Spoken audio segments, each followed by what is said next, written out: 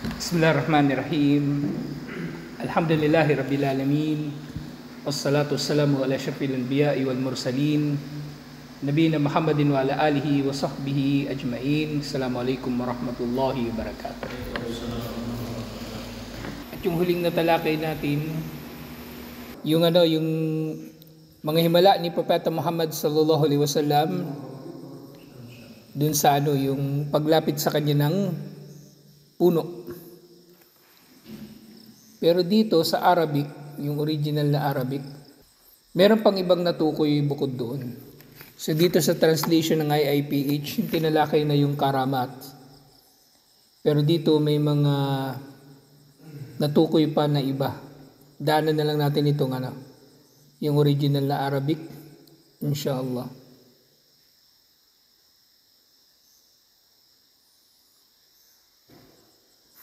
Yung sumunod na nabanggit, taslimul hajar, yung pagbati sa kanya ng salam ng bato.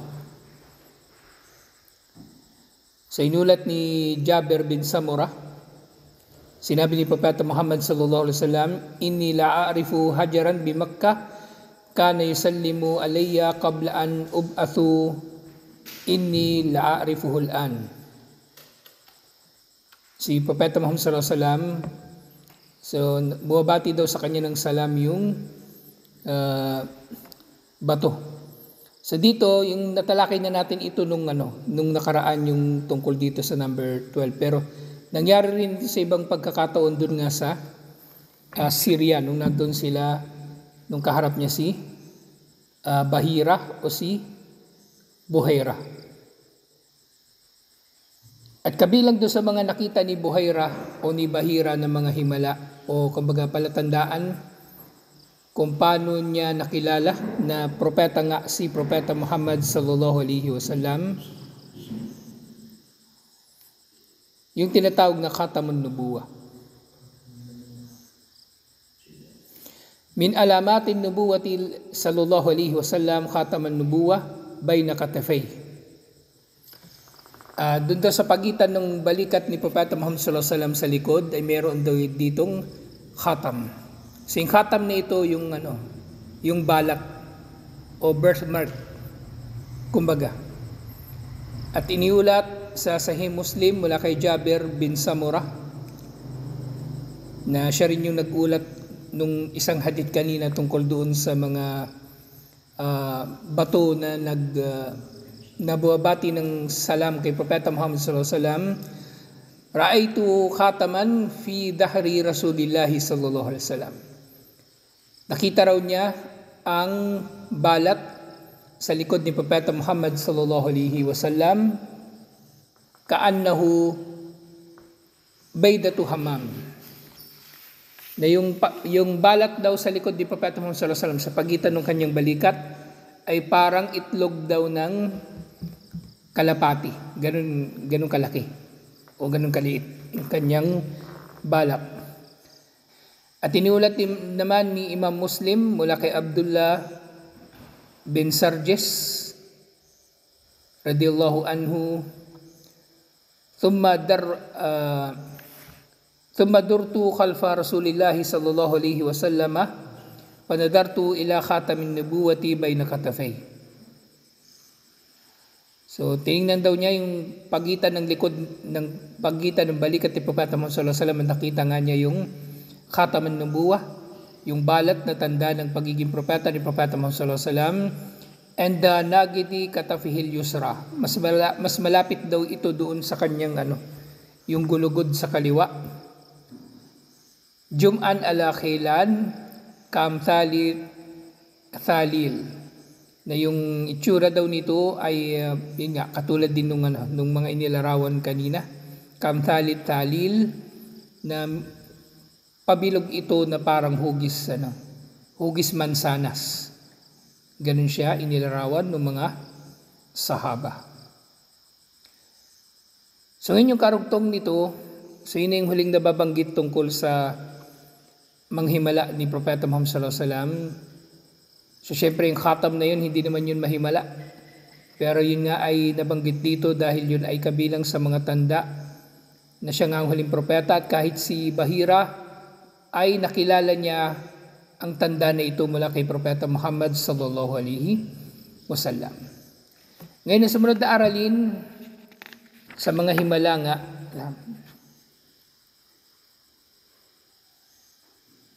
Al-Khawariku min Gairil Awliya o min Gairil Anbiya.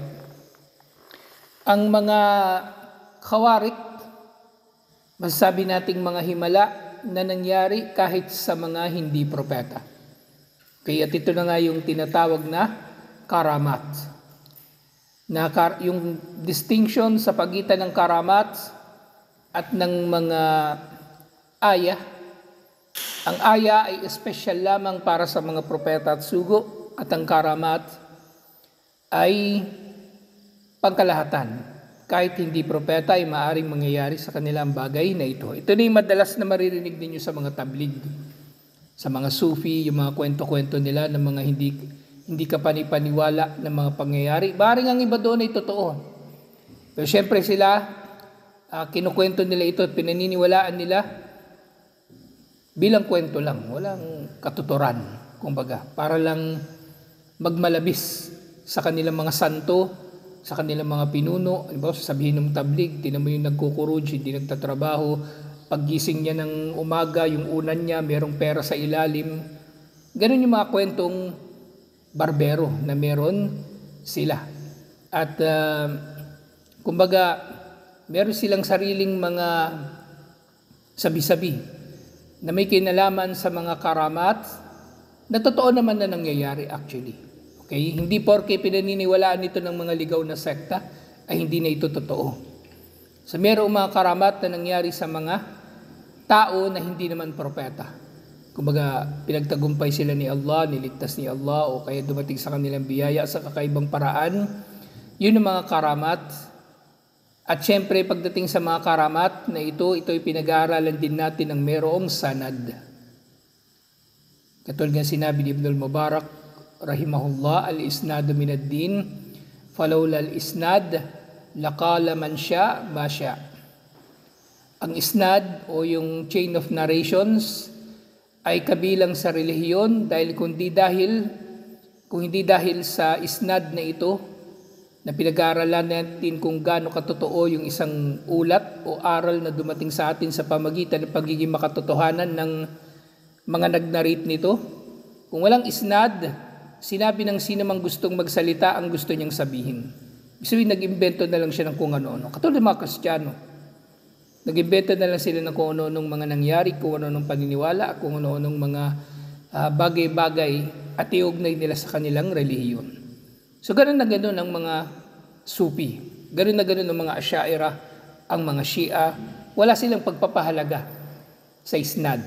Wala silang pagpapahalaga sa isnad. Kaya nga nagka-loko-loko yung kanilang version, inimbentong version ng Islam. Kahit sino na lang pwedeng mag-imbento ng aral sa kanilang mga sekta. Kaya galit na galit sila sa tuwinang natatalakay yung tauhid, tuwinang natatalakay ang salafiyya, lalong-lalo na yung salitang salafiyya. Ayaw nila niyan. Kasi ang salafiyya, ang kaluluwa nito ay ang isnad. Yung chain of narrations na nakikilala natin kung saan narinig yung isang aral, hanggang sa makarating ito sa pinanggalingan talaga nito.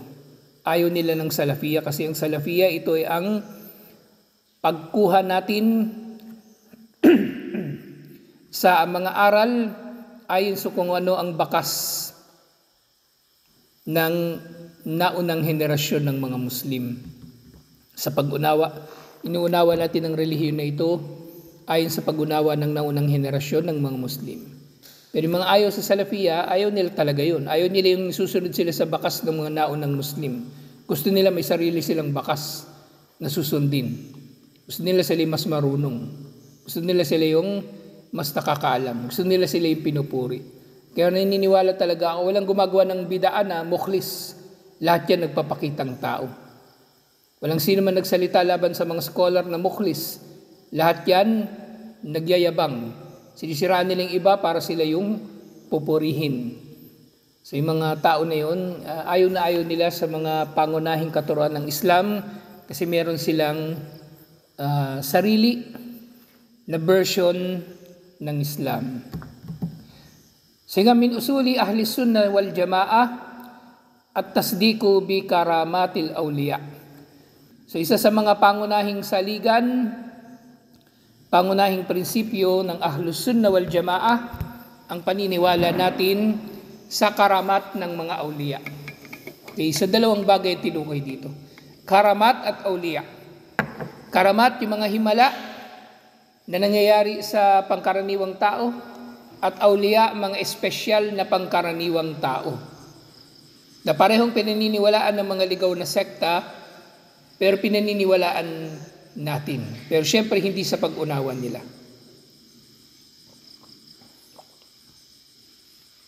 Nga nilinaw ko kanina, di ba? Yung naniniwala tayo na may karamat, pero hindi sa katulad na pag-unawa ng mga ligaw na sekta. At naniniwala rin tayo na may mga awliya, si Allah. Katulad sa mismong aya, man ada li waliyan, sino man daw ang kakalaban sa sino mang wali o kakampi ni Allah. So, si Allah mismo ang nagsabi na meron siyang mga awliya. Pero hindi sa pareho o katulad na konteksto o pag-unawa ng mga ligaw na sekta. Hindi sa parehong konteksto o pag-unawa ng mga ligaw na sekta. Sa itong mga bagay na ito meron. At yun nga, hindi porke pinaniniwalaan ng ligaw na sekta ay mali na nga nakaturoan. Kasi, yun nga, ito halimbawa yung karamat at yung mga pagkakaroon ng awliya, meron naman talaga nito sa Islam. Meron talaga nito sa Islam. Yung nga lang, ginawa nila ng sarili nilang interpretasyon. Sa atin sa Islam, halimbawa, merong mga matatandang scholar, tinatawag natin silang imam. Diba? Yung mga muhaddithin, lalong-lalo na, Imam al-Bukhari, Imam Muslim, Imam Ahmad, Imam al-Shafi'i. Tinatawag natin silang mga imam. Yung mga Shia, tinatawag rin nila yung kanilang mga Diyos-Diyosan bilang imam.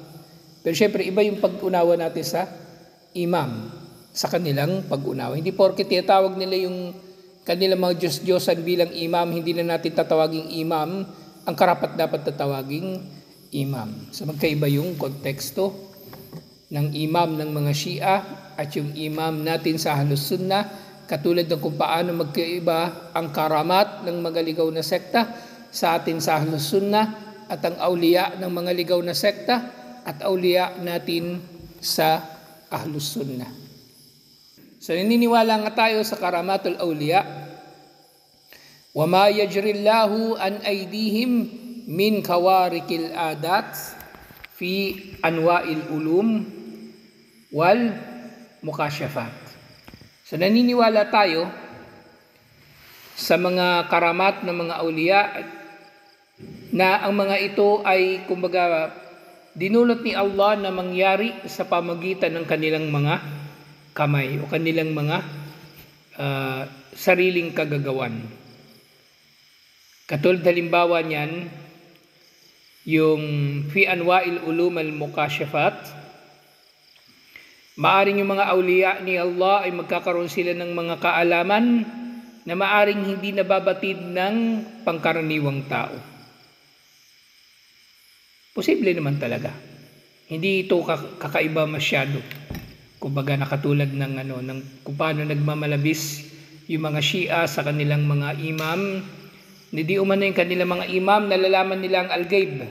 Pero si Allah, hindi alam ni Allah na magmumurtad pa lang mga sahaba ayon sa kanilang paniniwala. Ginawa nilang mas matindi yung kanilang mga imam. So meron mga pagkakataon na may mga awliya si Allah na nalalaman nila yung hindi nalalaman ng mga tao. Siyempre, maaring dulot na rin yun ng kanilang kaalaman at malalim na pag-unawa sa relihiyon. Bawa niyan ngayon, may mga tao ayaw nilang maniwala na sumikat lalo yung Shia kasi in-interview. May mga tao, alam nila na hindi dapat ginawa ng tao yun. Kasi nga, gagamitin nila yung pagkakataon na yun para makapagpalaganap lang ng kanilang ligaw na katuruan.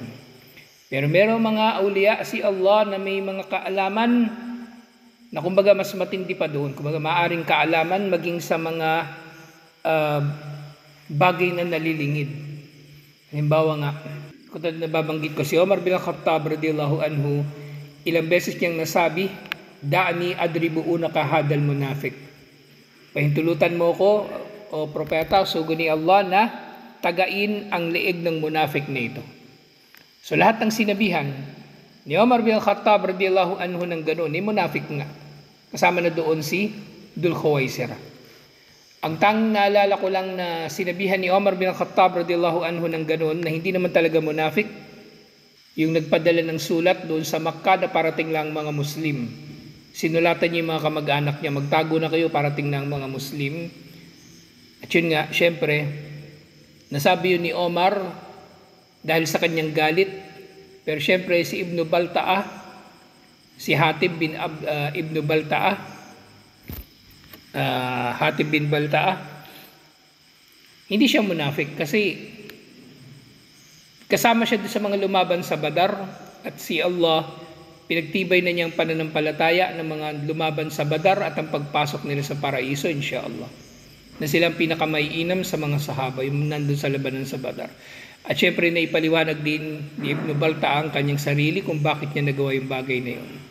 Sa bagaman nasabi sa kanya ni Omar, o tungkol sa kanya ni Omar, na siya ay munafik, so hindi yun nagkatotoo. Pero sa maraming pagkakataon, totoo ang sinabi ni Omar bin Khattab radiyallahu anhu. Kaya nga minsan tingnan nyo rin yung tao. May mga tao na kumbaga, may mga tao, tingnan nyo kung kapag merong tao na galit sa kanila, sigurado masamang tao yun. May taong ganun na yung kumbaga wagas yung kanilang pagiging mabuti. Kapag nakita kayo ng tao na galit sa kanya, ibig sabihin yung galit sa kanya yun ang masamang tao, hindi yung tao na yun, hindi yung tao na yun. Kaya mahalaga yung kumbaga mahalaga yung pakikitungo ng tao sa kanyang kapwa, na nakikilala niya yung kanyang kapwa. So hindi lang kumbaga nakikisamang tao kapag mayroong papakinabangan. Kumbaga merong iba pang kumbaga manifestation yung pakikitungo ng tao sa isa't isa. Meron pang ibang dimensions, kumbaga. So maaaring yung himala na ito, karamat na ito ay nangyayari sa pamagitan ng kaalaman na hindi nalaman ng pagkaraniwang tao. Wa anwa'ul qudra wa ta'firat. At maaaring sila ay magkakaroon ng ilang mga kakayanan na wala ang pagkaraniwang tao, at iba't iba pa nilang kakayanan na naidudulot nila na mangyari ang ilang mga bagay na hindi basta-bastang mangyayari. So nga bagaman yung maraming mga ligaw na sekta ay naniniwala sa karamat at nagmamalabis nga sila rito, meron din namang ilang mga ligaw na sekta ang tumatanggi sa karamat. Wakad ankara tawaifum minal muslimina karamat al-awliya. Merong ilan sa mga ligaw na sekta na tumatanggi sa karamat. Wa min haula'i al-mu'tazila wa hujjatuhum fi da'wahum anna kharqal 'ada law sahha min ghairi al-anbiya'i laltabasan nabi bilwali walam takun al-mu'jiza dalilan ala sidqi al-anbiya.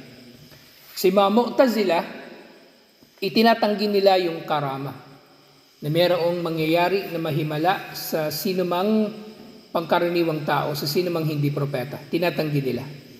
At yung Mu'tazila, ito na nga yung isa sa mga kauna-unahang ligaw na sekta na lumitaw. At ang kanilang prinsipyo ay ang pamimilosopo. Ang kanilang prinsipyo ay ang pamimilosopo. Marami sa kanilang mga aral, tinataliwas nila, marami sa kanilang mga katuroan, tinataliwas nila ang mga turo sa Islam dahil meron silang pinangahawakan na logic na kung ganito, hindi dapat ganyan. Kung ganito, dapat ganyan. May mga ganun silang mga lohika. Yun ang Mu'tazila. At ang kanilang hudya, ang kanilang dalil o batayan, na kung pwedeng magkaroon ng ganitong mga mahimala na mga katangian o kakayanan, ang mga pangkaraniwang tao, liban pa sa mga propeta nga, ay malilito ang mga tao kung sino ang propeta at sino ang hindi propeta. At ang himala ay hindi na magiging batayan sa pagiging tunay ng sinumang propeta. So ito na nga yung mga taong nagmamarunong. Sino nagsabing malilito ang mga tao kapag mayroong nangyaring mahimala sa pangkaraniwang tao? Siyempre, kapag alam natin hindi propeta yun, edi hindi natin paniniwalaan yung nangyari sa kanya yung himala na katulad ng himala ng propeta. Lalo na sa panahon natin ngayon. Si Propeta Muhammad sallallahu alaihi wasallam ang kahuli-hulihang propeta. Okay? Tapos si Rashid, biglang merong tubig na lumalabas sa kanyang daliri. Katulad ng himala ni Propeta Muhammad sallallahu alaihi wasallam. Sinampol lang kita, inaantok ka na eh. Halimbawa may tao, nagawa niya yung katulad ng himala ni Propeta Muhammad sallallahu alaihi wasallam. May tubig lumalabas sa daliri niya. Maniniwala ba tayo na si Rashid propeta? Hindi na. Tapos na, andun na yung huling propeta eh. Lumipas na siya. Si Propeta Muhammad sallallahu alaihi wasallam dumating na. Okay? O si Rashid magpakain ng maraming tao sa pamagitan ng konting pagkain. Yung kaldero niya hindi nawawalan ng kanin, hindi nauubos. Buong mamleng, buong buga, lahat kilat, nakakain na. Yung kaldero niya may laman pa rin. Katulad yung nangyari kay Propeta Muhammad sallallahu alaihi wasallam. Maniniwala pa ba tayo na propeta siya? Kung halimbawa mang sasabihin niya na nagawa niya yun dahil siya ay panibagong propeta, hindi na. Pupugutan ko ng ulo yan. Katulad ng ginawa ng mga sahaba sa mga nagpakilalang propeta. Dinidigma nila. Siyempre, parusang kamatayan yun. Liban na lang sa nagtauba. Liban na lang sa mga nagtauba. Katulad ni Tulayha, ni Sadya. Pero yung iba, dinigma talaga nila. Bawa si Musaylima, si Al-Aswad Al-Ansi at yung iba pang mga tawagit na naroon sa Taif at iba't iba pang mga lugar. So, pinatay talaga nila. Dinigma nila dahil yun ay kufur. So, hindi yun hindi yung katwiran. Ito nga yung Kumbaga yung Mu'tazila, hindi sila nag-iisip ayon sa mindset ng Muslim. Hindi sila nag-iisip ayon sa mindset ng Muslim. Ang Mu'tazila, sabihin nila kung titingnan nyo sila, wala silang pinagkaiba sa mga yung mga modern Muslim ngayon, yung mga professional yung kung ano-ano yung degree.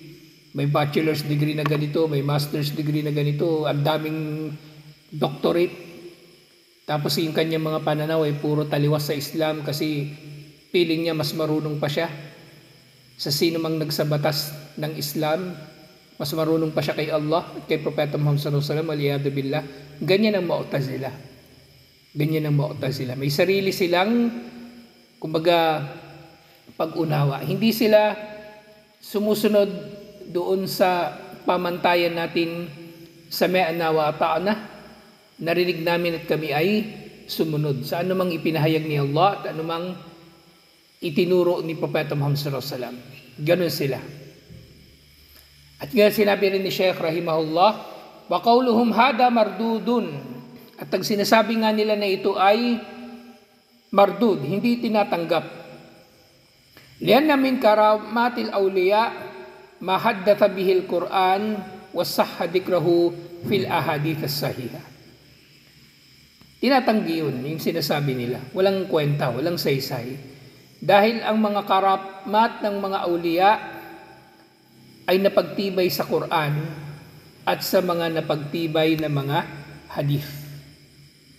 Ibig sabihin, si Allah mismong nagsabi na mayroong mga mahimala na mangyayari sa mga pangkaraniwang tao na hindi propeta. At kahit si Propeta Muhammad sallallahu alaihi wasallam, nababanggit ito sa mga napagtibay na mga hadith. Nga sinabi rin, watawataran naklo bihi, at maraming mga ulat ang naiulat tungkol dito. Ibig sabihin, tawatar, naging mutawatir, maraming nagulat. At sa mga ulat na napagtibay, na ibig sabihin, hindi itinanggi ng mga scholar na nangyari nga. وَالنَّاسُ يُشَاهِدُونَ شَيْئًا مِنْهُ فِي كُلِّ أَسْرٍ وَمِصْرٍ. At ang mga tao ay nakakasaksi ng mga ganito sa iba't ibang mga panahon at iba't ibang mga lugar. Sabihin na pagtibay talaga na meron ng mga karama na nangyayari. May mga karama na nangyayari. Wasyubhatul lati ja'u biha innama tasuhu idha kana al-wali ya'ti bil khariki wa yadda'in nubuwah. So yung kanilang syubha, yung kalituhan na pinapakalat ng Mu'tazila na hindi pwede magkakaroon ng karama ang iba pang mga tao na hindi naman propeta. Mangyayari lang ito, kumbaga hindi natin tatanggapin ang karama o inaangking karama nino man kung ang tao na ito ay nag-aangkin ng pagiging propeta. Okay, so yung sinasabi ko kanina, sample, di ba? Si Rashid, may tubig lumalabas sa kanyang daliri. Pero hindi naman niya sinasabing propeta siya. Tatanggapin natin yung karama. Pero pag sinabi niya propeta siya, may lumalabas sa tubig sa kamay ko, propeta na ako. Pugutan niya na ng ulo yan. Hindi yan dapat paniwalaan bilang propeta. Pero yun nga, sa ganong logic, hindi rin naman ibig sabihin na tatanggihan natin ng karama. O yung maaring merong mangyayaring himala na mangyayari sa pamamagitan ng tao na hindi naman propeta. Wahadalayaka. At hindi nangyayari ito. Kumbaga hindi ito tatanggapin ng tao rin. Siyempre, posibleng tatanggapin natin na mayroong pang ibang propeta liban kay Propeta Muhammad sallallahu alaihi wasallam. So mangyayari lang itong sinasabi nila na malilito yung mga tao, kumbaga kapag yung tao ay nagpapakilalang propeta. Yung tao na meron siyang karama ay nagpapakilalang propeta. At yun nga, kung matuwid yung tao, walang magpapakilalang, hindi siya magpapakilalang propeta. Hindi siya magpapakilalang propeta. Yung sino mang magpapakilalang propeta, kafir lang yun. Katulad nga ni Mirza Ghulam Ahmad at iba't iba pang mga nagpapanggap o nag-aangkin ng pagkapropeta. Walaw idda'a an-nubuwata lam yakun waliyan bal kana mutanabbian kadiban. Ang sino mang tao may karama, actually kahit yung walang karama. Sino mang tao na may karama, na magpapakilala siya o mag-aangkin siya ng nubuwa, mag-aangkin siya ng pagkapropeta, hindi siya wali, hindi nga siya wali At hindi nga siya anuman, siya ay mutanabbi, ibig sabihin nag-aangkin ng pagkapropeta, at kadzaban, sinungaling. Waqad ankara al-Imam Ahmad alalladina nafaw karamatul anbiya. At pinasinungalingan din ni Imam Ahmad ang mga nagpasinungaling din sa karamat na nangyayari kahit sa mga propeta. Kahit sa mga propeta. Salamat na. Salubogin niya naman, tapos yung kalata siya. So, si Imam Ahmad, kumbaga hindi niya rin itong tinanggap kahit doon sa mga tumatanggi ng himala ng mga propeta. Walam yusaddifu biha wadallalahum. At si Imam Ahmad, hindi nga niya pininiwalaan ng mga ito. Wadallalahum, itinuring niya ang mga ito bilang mga ligaw. Itinuring niya mga ito bilang mga ligaw. So ito'y panimula natin sa usapin ng karamat. Alhamdulillah. So tutuloy natin ito insyaAllah next week. Assalamualaikum warahmatullahi wabarakatuh.